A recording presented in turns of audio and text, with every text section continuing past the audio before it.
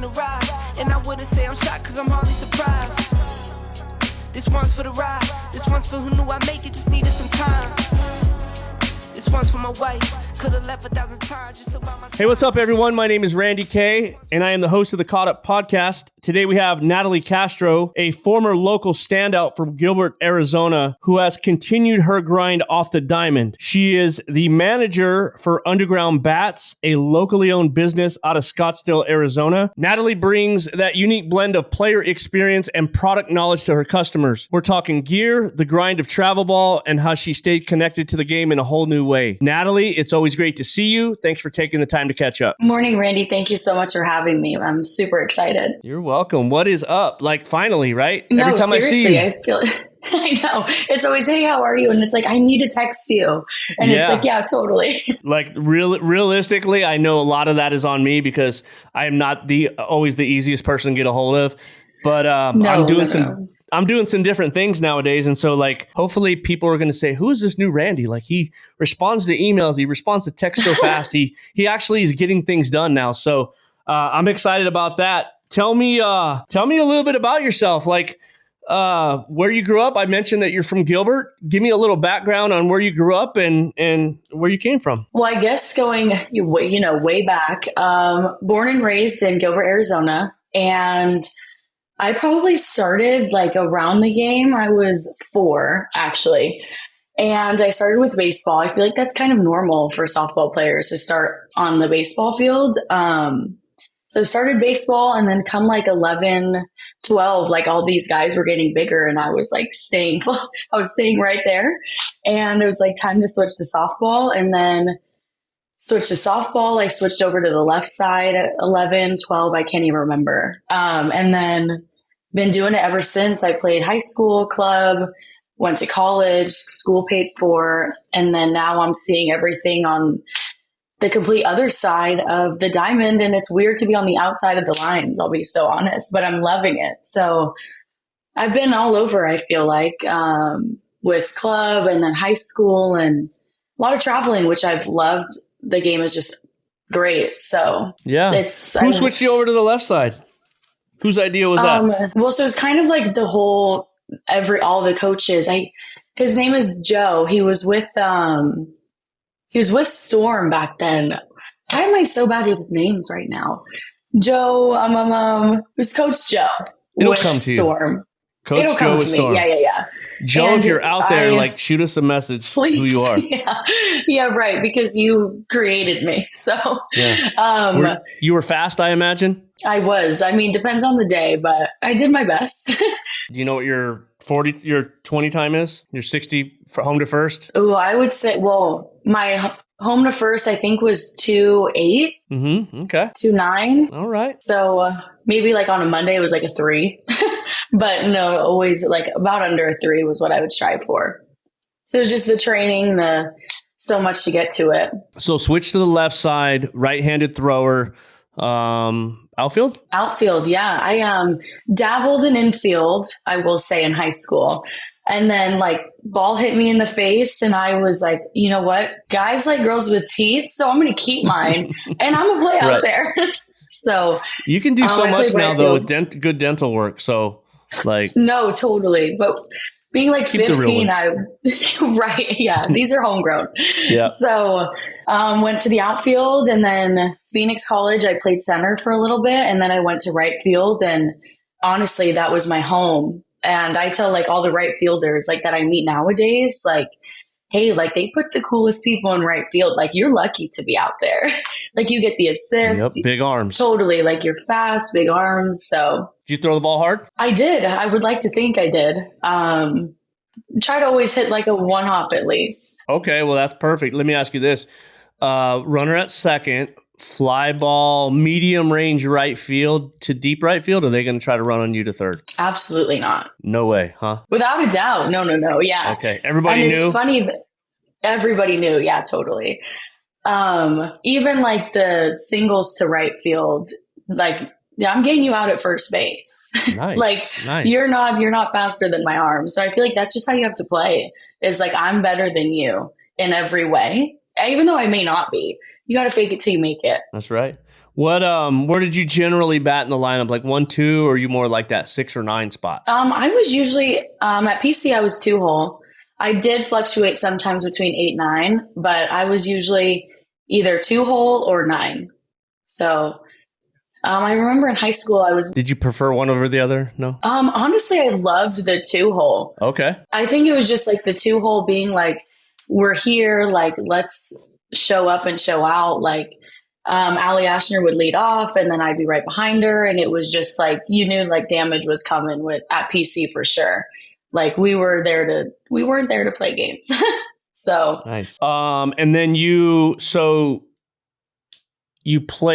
switched to the left side by a Storm coach. Was that your coach that you played for at that time, or just somebody gave you lessons? No, honestly, somebody that gave me lessons. I didn't really grow up like knowing everybody and knowing the teams and knowing like everything that was out there. It was just kind of like, okay, let's switch over to club and kind of see what's happening there. So it was somebody that I think my parents heard from, and then just started going to him for lessons, slapping. And BJ Johnson was actually the one later in life to be like, hey, like, let's hit for power. Like, let's stop the slapping game. I would say it was more of a power hitter for sure. But BJ Johnson was the one to be like, hey, let's start hitting for power. And then when that started happening, I started hitting him over. So crazy. But no, I started with force way back then, like 2012, I want to say force. And then from there, I went to Vendetta La Flèche. And I stayed with La Flèche for a little while. And then when it was time to kind of new challenges, new kind of everything, I went to the Grimaldi's Gold team with the Killer Bees. For those who still know about the Killer Bees. They used to be they were it, man, for a while. Like they had some good squads. Mike did a good job. Oh, totally. Yeah. Yeah, Mike and Elvis. Well, he wasn't really with. Yeah, I know. He was my pitching coach hitting at PC. But yeah, with Shy Noli, and there was a lot of good girls. Val Calf on that team. Alyssa Fernandez. Yep. Yeah. Wait, was Alyssa on that team? I don't. No. She wasn't. But I just kind of know from around the right cousins. Yes. Or yeah. Yeah. I was like, wait a minute, Alyssa was on my team. After I asked you, I was like, wait, Alyssa was on that team? And I was like, wait a minute, let's play for me. Yeah, no, just kind of knowing it's just a small world, I feel like. Right. Like once you kind of start and it's like, wait, you know them, you played for them, it's like super small. No, I remember, so Mike used to have, back in the day, he had Dallas Escobedo on that team, on his teams early on. Yeah, so funny story is, my oldest daughter is 10U, and this guy named Anthony Garcia, he had a couple, like 3 or 4 daughters who played ball. He's actually the one that got me into all this stuff back in the day, back in the early 2001, or might have even been 99.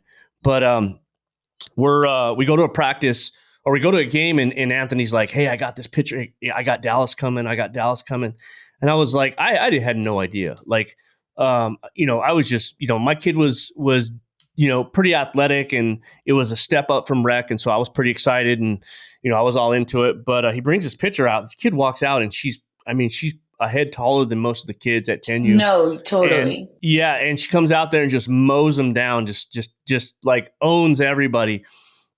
And I'm like, holy crap, like we got this kid, like we're going to, and I remember her dad, Rich, and we talked a little bit. And there was no chance she was going there. Like she picked up. And oh my gosh! Yeah, I don't remember what team she was from, but yeah, those are the kind of teams that Mike had. And didn't he have like a facility out there in the East Valley too, the Hive or something? Yeah, it was actually called the Hive. Yeah. That's where we spent our whole weekend, honestly. And if you were caught like singing or dancing, like any time between practice or tees or stations, like you at the very end had to give a full performance in front of everybody who was there. And I probably owned that floor. I'll be so honest. Like we were always getting in trouble, singing, dancing, always concerts. At that point, we were just like, you know what, like, don't even tell us. We already know.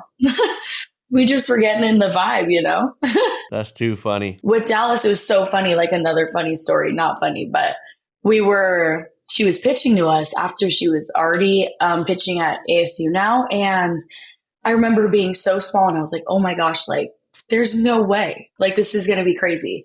So go up and first pitch that she throws right in my noggin, right to the side of the head. And I was like, oh, I'm done for. Like, call the ambulance. Like, we're done. So that's like my funny story. It's not like funny, but it's just crazy I feel like when you're younger, play against those older girls and be like, oh, holy crap. Like, yeah. And then you get into high school and you realize, you know, as a freshman, you're playing a senior and it like all blends together. And I got to imagine being able to hit off of somebody like that who could actually move the ball pretty well and has velo was obviously it doesn't hurt you. Like it's nothing but positive for you. So yeah, totally. So talked a little bit about travel ball. Let's talk about college. You know, I saw that you went to Park, right? Mm-hmm. Yeah, I did. So what was it? Park then PC? Is that how that worked? No, it was PC and then Park. That's what I thought. Yeah. So because I was like, you can't go one way. Like you can only go one way. You can't go the other. Yeah, that's what I thought. And I was going to ask you, like, how did you make that work? Oh my gosh, yeah. Talk about PC. How was the coaching staff there? What did you like about it? Honestly, well, so I went to PC, Phoenix College, obviously, for those tuning in and not knowing the lingo. I went to Phoenix College right out of high school, so 2018. And of course, like it was, I want to go big and I want to go do all these big schools and whatever. But I was like, I'm going to school for my education at the end of the day. And if I'm going to JUCO, like I'm going to go to the best damn JUCO out there, honestly. And Phoenix College just has that like rapport of being like, damn, like I want to play for Hines Mueller. Like I want him in my corner. And that's kind of how it happened. Went in and had my visit. Absolutely loved the program, loved like the whole coaching staff. We went to nationals twice, the 2 years pre-COVID. And then when COVID hit, everything kind of stopped, which was so crappy. We were like just ready to go dominate. And then when we came back from COVID, that's kind of when everything took off. And we just came back from where we started. And Hines is definitely like, you show up, you get your work done, and you leave. Like, we're not here to train you for boot camp. We're not here to put you through all these. I'll be so honest, we like didn't condition. Like we maybe ran a little bit when we like didn't like dominate. It was like more of like a, hey, we need to figure this out and just run for a little bit. But we showed up. It was the same practice plan every single day, honestly, which I know can be like a love-hate or people can say like either or about it. But everybody knew exactly what was happening. Show up, warm up, hit for like 2 hours, field for maybe like 30, 45 minutes, and get out of there. Go to school, get your work done, hit the gym or whatever you want to do. But we would show up, do the same exact thing, very repetitive. But I mean, I guess that's what makes practice perfect, is always doing the same thing 100 times a day. So Hines was great. He was very just, hey, you did this wrong, blah, blah, blah. I think it was more of like he knew who to recruit, I guess, rather than like who to recruit and coach. He was on that bucket, just like his favorite person to listen to is Bruno Mars. So funny. Really? So yeah. So if we were like if we like pissed him off or if we did something to like make him angry, strictly Bruno Mars the next day. Like music was only Bruno, and it was just so funny to think about that. He went to like the concert in Vegas with his wife Janet. So he's Really? a big Bruno fan. Yeah, it's crazy. But as long as you showed up and were working hard, giving effort, his big three were like what you can control: effort, attitude, kind of everything. You control the controllables in another way. And you showed up, did your business, and got out of there. He wasn't honestly looking for anything crazy. Just if that's kind of making sense. Like you show up, you get your work done, and then you go home and come back tomorrow. And if you kind of struggling, stay after with the coaches, hit a little bit more. I'll walk you through a few things, but it was just kind of at that point, you're like an adult, and it's like, hey, like you do whatever you feel the need to do in order to stay in the lineup. And whether that's go home and get in and out, or whether that's stay and hit an extra 4 buckets, like I'm not here to tell you how to live your life. And so I feel like when that's put on us as like kids or like adults, we're like, oh my gosh, like, no, I want to do this. I want to stay extra and ask for extra ground balls, or I want to do everything I can to take us to have a small part in a bigger thing, which was nationals. And it's like, I feel like it's like reverse psychology, honestly. Like he knew what he was doing. And it was just probably the best 4 years, even though it was a JUCO. I took like my 2 extra COVID years there. So I was there from like 18 to 22. Crazy. I know. So I was there for honestly quite a while. There's a banner out there now with my name on it. If anybody goes and checks it out, it's because I was there for 4 years with go get your selfie Brand by Hardy it. and Cameron. No, seriously. So what would you say was Hines' strong suit? Just in terms, it sounds like the mental side, and like just allowing you to be you and do your thing was good. Which is funny that you bring this up, because for years in high school, I was really like, we're practicing 4 hours a day, every day. And then the last couple of years, I've been more like, hey, listen, we go every day. Like today, I want you to get into your hitting reps, kind of run through the little circuit. I get my whole team in and out of hitting in like 45 minutes. And so, I've been doing that. So it's nice to hear. And I've learned that from a couple other coaches too. But what I was going to ask you was, aside from that, piece where like mentally he's kind of like, he's saying, hey, you do what you got to do to stay in the lineup. Technically, from a fundamental standpoint, what was Hines' strong suit? Like, what did he do well?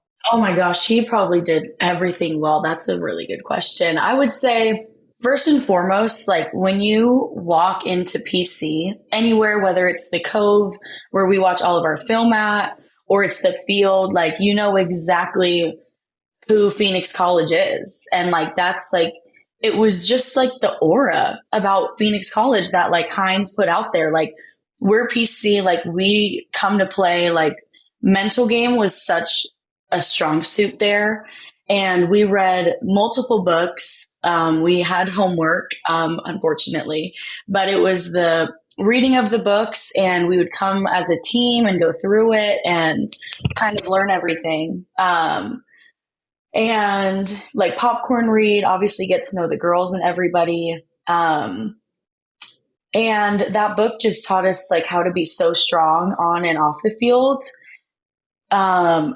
I would say mental game was huge there, and that was all thanks to Hines, of being like, we would probably sit in the Cove for like 2 hours, like once a month, and watch every single national title video, every single one of all teams from like the 80s, 90s on. And it was like a 20-minute video, but you would sit there and be like, this is PC. Like, this is now who I am. Like, I am a Phoenix College Bear. And like, these are the girls who paved the road for us. And it was engraved from day one. Like you, like have so much on your shoulders right now. Like, and it wasn't pressure in like a bad way. It was like an exciting pressure to be like, I'm so excited to be a part of this winning program. Like I am now like somebody who likes others fear to play us.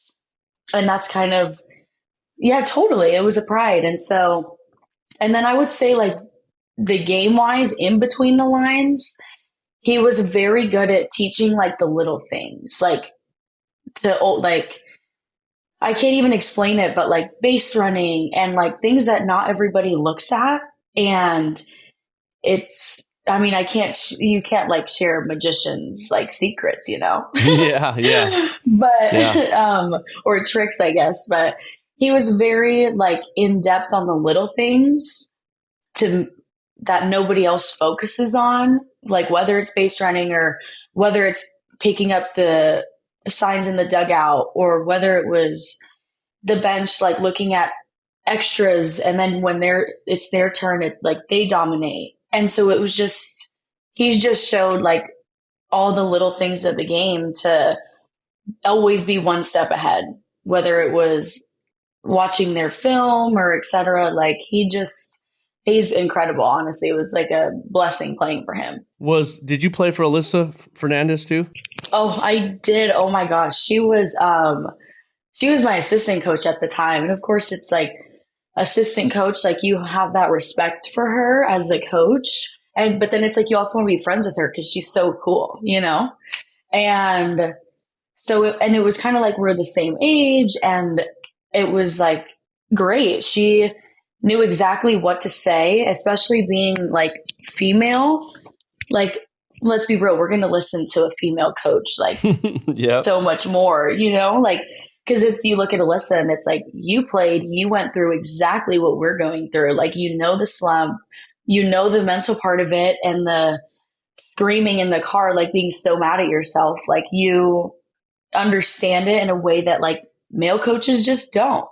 So her being in your corner is like such a great thing to have. And she was, hey, let's stay late. Like, let's work on this, or this is what you're doing wrong. Like, I'm seeing it. And it's like, you know what? Like, I hear you. Like, she was very into how to not fix mistakes, but like work on them. So you kind of lessen them.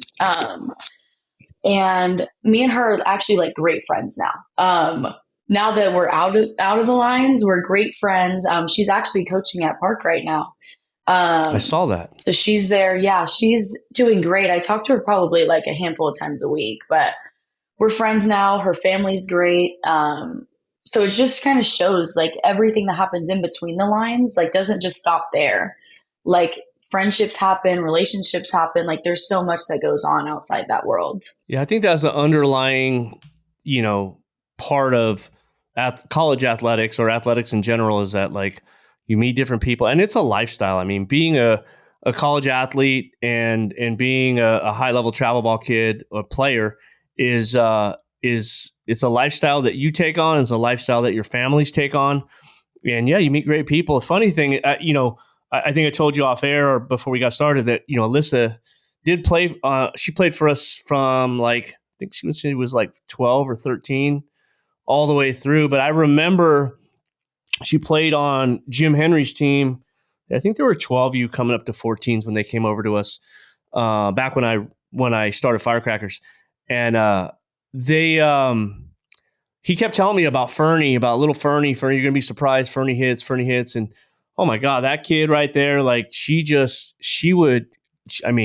had some serious power for her size. And then really, really, she was a really good infielder. I think she ended up playing second base for me like junior and senior year. Loved having her. Her family was awesome.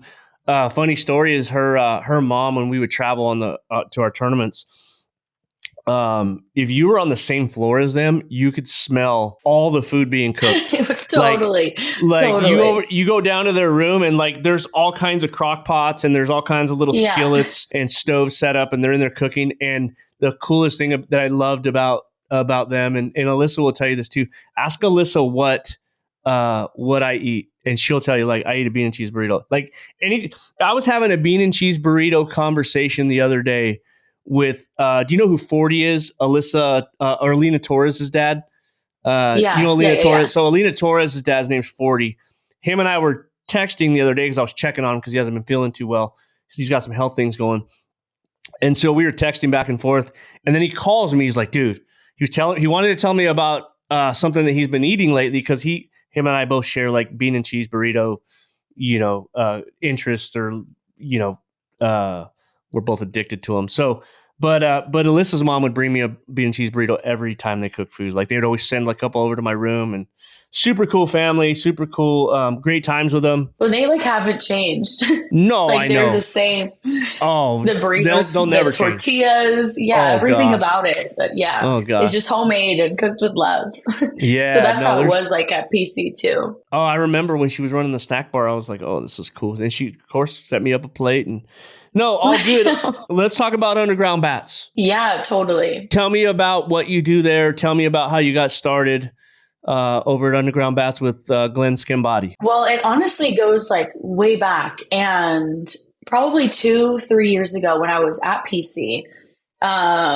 Sierra Myers, one of my super good friends, carpool buddy, she was always working for him. And she one day was like, I can't make it. So she reached out to me and was like, hey, like, are you trying to make some extra money, know the game, learn it a little bit differently? And I was like, yeah, like, why not? Like, I'm a hustler. Like, let's get this going. I'm excited to meet Glenn and hear like more about Underground Bats. And so I worked with him at a tournament. And then I honestly like took the job from her. Like I loved every part of it. Yeah, I literally did. So Sierra, when you're listening to this, love you so much. But I guess it's better than her boyfriend. Yeah, it literally better still than her boyfriend, right? Totally. That's funny. So, and I started working pretty much every other Saturday, especially like in the fall and winter, and working the tournaments. And at the time I was working at Dutch. And so I had like my own little gig going on and was getting through school. And I wasn't looking for anything more than to just help the girls out around me and be like who Alyssa kind of was to me. Like I'm going to be somebody that you can be like, dang, like she kind of knows what she's talking about.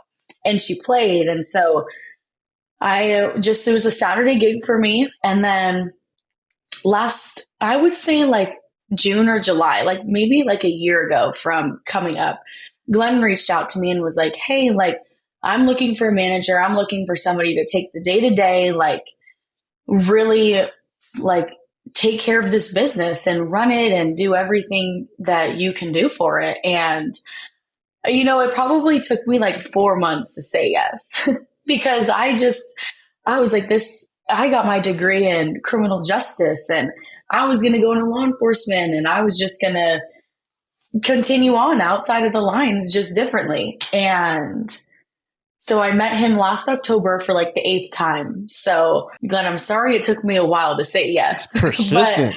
Oh boy. Yeah, very, very. And so I was like, there's so many values that Underground Bats have that I believe in. And I actually coached for Mojo last summer, a 12U team, 12U Castro, and I loved it so much, but I just couldn't give the girls the time they needed from me, and that just wasn't fair. And so I love the game, and I have so much respect for it, and I have so much to give back. And finally, in October, I asked my older sister, I was like, hey, I need you to help me go to this lunch and like help me figure out how to run a business and be a manager and take care of so many people. And we went to lunch. We sat down with Glenn and went over everything. And then I was like, yeah, you know what? I'm in it. So October 16th actually was my first day at officially Underground Bats. And I've worked every day since. I mean, pretty much I've loved it. I've taken it. Stepping into the manager role, I didn't know what to expect, honestly. But I am in charge of all like 70 of our sales reps nationwide. So I'm dealing with, it's crazy. Like I feel like we like started small and our sales reps have like pushed us through like the roof, honestly. And we're just going up from here. But I do manage about 70 sales reps nationwide. And, with the time changes and everything, it's crazy, but it's however we can best serve like our customer and what we can do to help everybody around us. And so I also, besides all of our 70 sales reps who are incredible, I manage with vendors, Wilson, Rawlings, Marucci, DeMarini, Louisville. I mean, everybody kind of knows who all the big vendors are. And I meet with them probably daily, honestly. I reach out to them quite a bit because I'm learning and there's so much to learn. So I'm just kind of like a sponge. Like I contact everybody and just, hey, like, what can we do? Or what's coming out next? Or how many should we order? Like what do we have in stock? Like, and speaking of stock, I also do all of our inventory. So I'm doing all of our day-to-day stuff, which is shipping, inventory, customer service, like you name it, call me. Like I do it all. And it gets crazy, but I'm the type of person to like thrive on craziness. Like I mean, I love everything in order and like it has to be A to Z. And if it goes like out of the lines, I'm like, wait, what's happening? But I love being busy and customers calling and girls calling and asking if I do lessons, or there's so much that goes on to it that you would truly never know until you stepped in this position, especially with Undergroundbats. It's been wild. So you handle everything. Like, so is it safe to say that you're basically running Undergroundbats, like your business? 1000%. And so when you, like, I'm not sure if you've like seen some of our Instagram posts, but I'll make jokes of being like, hey, like it's Glenda out today. Like, because everybody's like, where's Glenn? Where's Glenn? And I'm like, you're literally looking at him. Like, and this is also like my first Glenda. Yeah. Like, welcome. This is like, the alter ego is Glenda. Wait, wasn't that the good witch? Was that the good witch or the bad witch? It was the, and Wizard of oh Oz? Wait. Oh my gosh. I think it was Glenda. the good witch.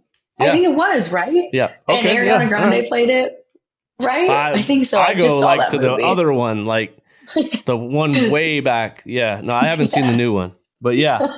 All right. All right, Glenda. That's funny. So I know, and I've been telling like Glenn, I'm like, we need to get these shirts made that say Glenda because people are asking for you. And like, yeah, I've been like I've been taking care of it and been at every tournament since October. And every weekend? I mean, like pretty much, honestly, like we do it all. I've been at high schools, with PGF, AFA, like I've been everywhere, and just kind of what I can do to help the community around us, especially being local, and like get us out there, like get the demos going, meet us face to face and be like, oh my gosh, like your product is the same as Dick's, but at this point, that's just like a 5-letter word. Like, let me help you, like get your sizing, get everything you kind of need, you know? And this is actually like my first like debut as like Undergroundbats manager.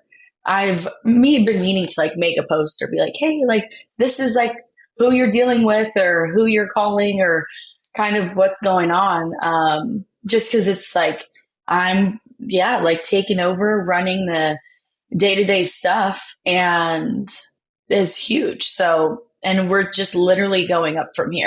So what does Glenn do?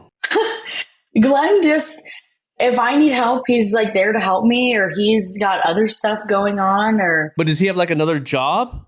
He does. Yeah, he does a little bit of different like things on the side, and so like this was like his huge main focus, but it was just getting like way out of his hands, and that's when he was like, I need somebody to help me. Like, I can't keep doing this all by myself. And now that I'm doing it all, I'm like, how are you doing this? Like, this is crazy. And so he does a lot of it. And then I do like a lot more and like the day-to-day stuff. Cause he started like way back in like the 2000s with Undergroundbats, buying bats for his girls, Carly and Marissa. And I believe if like my facts are correct, like 2020, he was kind of like, okay, like I like should kind of start to get some equity in this and get to know Tony, the previous owner. Tony Ackett's. Yeah. So Tony Ackett's, I have honestly never met him yet. And he's probably, and like, I remember when I first started, I was like, who's like, how do I get a hold of Tony? Like, he has things. So he's probably like, who is this girl like constantly calling and asking me for stuff? I'm like, Tony, it's because we're soaring. And so when he like moved to Minnesota, Glenn bought some equity, about half, about 2021, I believe was the year. And then come 2022, like Glenn bought it completely. And 3 years later, here we are. And it's just like making the presence known. And he's been running it for the last 3 years. And then it was like, I'm going to need some help. And like, Natalie, like, can you step in? And I was like, you know what? Like, I don't even know where to find Google Sheets, but let's do it. Like, totally, like, coach me up, train me. Like, I am just a sponge of like, what can I do to make everybody's life easier? Yeah. I remember when Tony owned it. I've bought a couple bats from Tony through a really good friend of mine who recently passed away. His name was Dustin Lee. He introduced me to Tony. His daughter, Reese, is at Utah. She played for me since she was probably like 14. And she's at Utah. And like I said, Dustin passed away.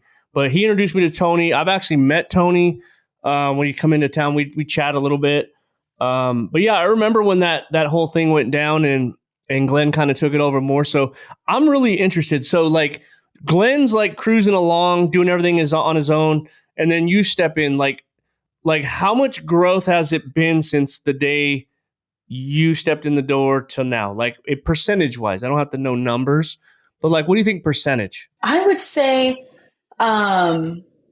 we've honestly probably I'm trying to like think of a percentage. 50%, 25%. I would say about 50 to 60%, honestly. Okay. Because that's like my biggest role is to like make the sales and reach out to teams and kind of being everywhere that hasn't been before. And so I've brought on new sales reps. I've brought on a few more teams, and I've brought on like just more to help be like, hey, like I understand the game and I know what's going on. Like, let me get you the right product, the right size, and move up. And so, yeah, I would say about like 50 to 60%. I'm really like not the best with numbers. Like Glenn's like, oh, like 20% off or 4% of this. And I'm like, huh? Like, hold on. Like, let me get like my paper pencil calculator. Like, I have no idea. So I'm truly not like the best. Like, I'm learning, obviously, but he's got like a lot of finance in his head. And I'm like, hold on, I need to write all this down. Totally. Yeah, no, all good. I was just curious. But I'm sure it feels like it's like you keep telling me you guys are going through the roof. And so like, I assume it's a noticeable difference that you've come in and helped him grow. Actually, like speaking of like numbers that just popped into my head. I think when he first started in 2021, they were doing like 100 bats like a year. And now we're at like 4,000 bats a year. Really? Okay. So whatever that increases, right? Whatever that 400x. Yeah. So No, we went from doing like barely anything really to now it's like 4,000 or 5,000 bats a year, and that's the growth over like the last 3 years. That's actually impressive. Okay, so why do you think that has been? Like, what's one reason you think that there's been that much growth? I would say probably like we stick to our 3 core values, and those are like what's got us through making the connections and building our rapport and understanding like what goes on in between the lines. Because Glenn coached, as I'm sure you know, Glenn coached with the Sun Cats. His daughters played, I played, and we're local. Like, honestly, like we're like a Motel 6. Like, we're leaving the lights on for you.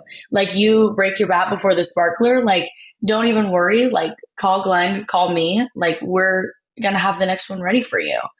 And the product knowledge and the customer service that we provide is honestly, like, I hate to toot my own horn, but unbeatable. Like, we're going to be there for you and your daughter and your son now because we're dabbling in baseball, and we understand the differences and where we should start and the bat weights and the different flex points and sizes. And then besides that point of customer service and ready to help you wherever you are, there's like I said, the product knowledge that we understand the technology that's being built. I think our number one is going to be like competitive pricing. Like anybody can go to Dick's and just honestly, they're not going to know like the difference between like a Ghost and like a lacrosse stick. You know what I mean? Like, and so coming to us, it's like we build that connection and that relationship, and let me get you size, and then let me like get you some competitive pricing versus, Dick's or Shields or that kind of stuff. And big box store. Totally. And giving back to the community and being able to help and fundraise and kind of help other kids or schools, orgs, like however we can support our community around us, like we're going to, especially if it's a returning customer or a returning customer, I guess. Like, yeah, like you like scratch our back, we scratch yours kind of thing. Like, and everybody's like support small and shop local, you know what I mean? So I feel like there's so many different things that have helped grow, and I can't like pinpoint one, I guess. Yeah. How have you, I assume you do all the social media. I do. I do my best. That's not Glenn. No, with the emojis? No. Right. Glenn is not right. with the emojis and the fun, like Charlie SCX songs. Like I'm doing my best. And I'll like scroll on TikTok before and be like, okay, what's like a popular song? Like, what are these girls listening to? Like, I'm 26 or I'm 25. Oh my gosh. I'm 25. Like these girls are like 14, 15. Like we don't listen to the same music. So like, yeah, I am running socials. So it's been a whirlwind, and that's like a full-time job in itself because everybody's reaching out. Everybody is, and I feel like we grow more like in person, like when it's face-to-face at tournaments, being there rather than social media. Cause then it's like, what the heck? Like, this is too good to be true. Like, no way. And I'm like, no, seriously, go read our Google reviews. Like, call me and I'll like have a chit chat with you. But it is more like the face-to-face versus like the behind the scenes on social media. Cool. I wanted to ask you when you brought up that you understand how things go between in the lines, right? Not outside the lines, but inside the lines is what I was searching for. And I just wanted to ask you, like, when it comes to like, being a neutral party, right? You guys are neutral. Totally. How do you guys like? Because it's a big responsibility. Because I see it a lot in other parts, like in hitting instructors or pitching coaches or fielding people. Like there's a way to do it and be professional, and there's a way to do it and kind of like, well, this about this, or I get into the gossip or this or that. So I'm just kind of curious from your standpoint. I won't ask Glenn's because he's not here, but since you are Glenn, I'll ask Glenda. There we go. What is Underground? How does Undergroundbats stay neutral in an industry that there's tons of politics, and it because you hear it and you see it. But how do you stay neutral and do your job to kind of remove yourself from that stuff? I would kind of say like being a small business and like the industry like is super tight. It's just about like going back to our core values and being like, hey, like I personally, and like I know I speak the same for Glenn, like I'm putting differences aside. Like my end goal here is to be there for the customer and get the best pricing and get the right equipment. Like it's like that's at the end of the day, like our goal. And like I just put everything aside, like don't play favorites. Like at the end of the day, like I'm here for the little girl who I once was when I was 12 or 13. Like I'm not, like it doesn't matter what I wear or where I play or anything. Like I'm going to go get the best knowledge and the best customer service and the best pricing. And I'm going to just go focus on in between the lines. And for everybody else outside of it, like we're doing our best to take care of in between. Like you take care of your outside and we got everything inside. Just kind of like trust the process. And we are like I said, we don't play favorites, I guess, with anybody. We're at the AFA tournaments and PGF and with Team Hustle or Hot Shots, or there's so many teams, honestly. And just to be there to support all orgs, and whether it's high school or club, little leagues, I've been at plenty of little leagues, and we just kind of do our best to be everywhere, honestly, and have everybody like share the knowledge with everybody and do what we can to support the players around us. No, and I've always known that about Glenn. He's always been for the longest time he was in it, right? He was right down in the middle of it. And I'm sure he had his share of things that happened. At the end of the day, like, I'm about what's right. And I mean, just hearing you talk today, I can tell like that's one of your core values that, I assume is just to do right by the customer and provide good customer service is what I'm gathering. So no, all good. I was really curious about that as you started talking about it. I feel like too, like me just being like 25 and stepping into this, like I'm just like my like tunnel vision of like the girls and I'm learning a lot about baseball, but like how can I like be the best support system or the best kind of for the girls growing up? And it's like, we're at the end of the day, like we're just here to get the best pricing. Like whatever, anything else is going on, like we're going to be this steady thing in like whose ever life. Like we're going to always be there, like Motel 6. Love it.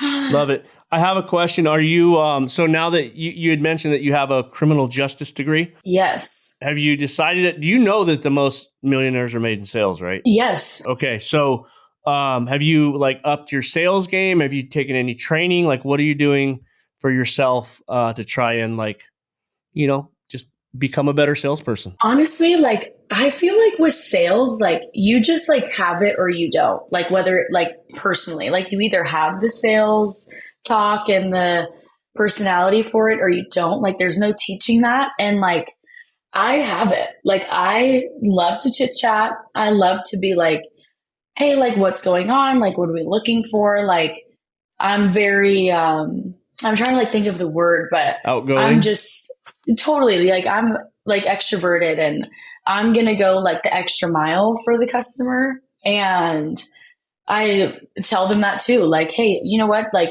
here's like a line you can text and like reach out to me. Like if the bat breaks or if the glove's too small or wrong pocket or the bat's all of a sudden too heavy in 2 weeks, like shoot me a call, shoot me a text. Like at the end of the day, like I'm going to take care of you and like let everybody walk away like satisfied.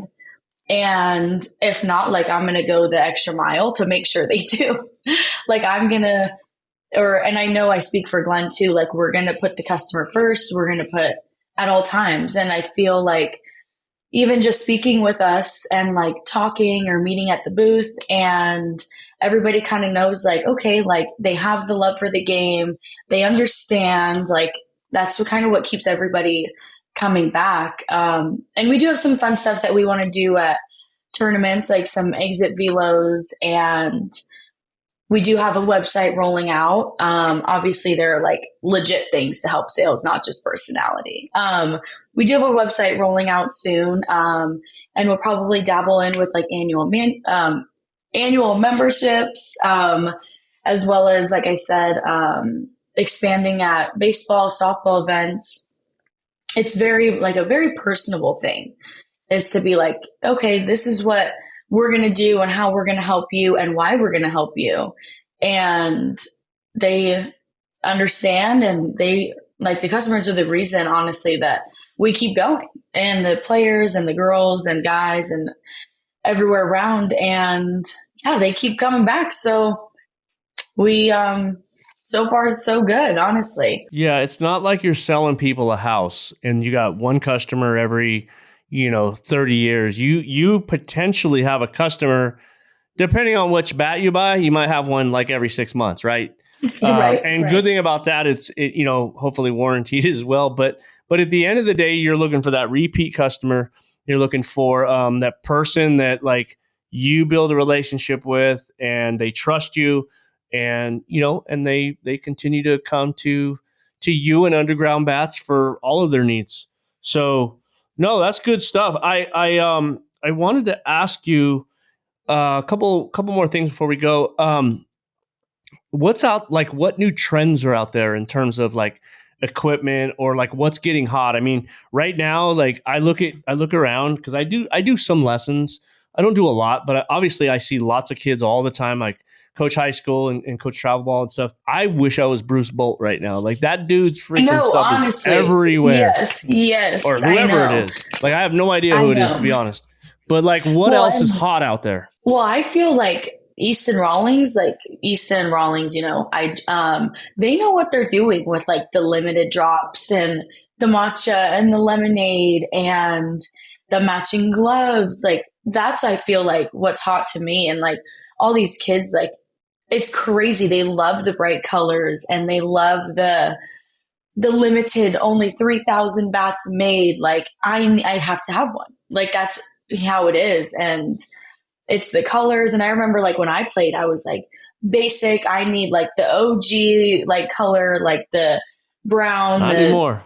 Yeah, right. And now it's like, I need the ice cream glove and I need this and this color. And I'm like, oh my gosh. So I would definitely say the Easton, the Ghosts. I mean, those like regardless are going to be like incredibly hot, but it's the limited drops and even like the cryo frost. And it's like, oh my gosh, do you have the frost, or do you have like the dawn or the dusk? And it's like, oh my gosh, yeah, we have it all, but they're gone like this. Like it's crazy. It's the limited drops with the numbers that the kids go crazy for. You want to put anything out there for the listeners before we wrap this up? Yeah, totally. Well, obviously, thank you so much for having us here.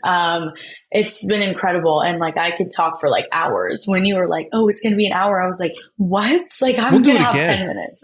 We'll do it again.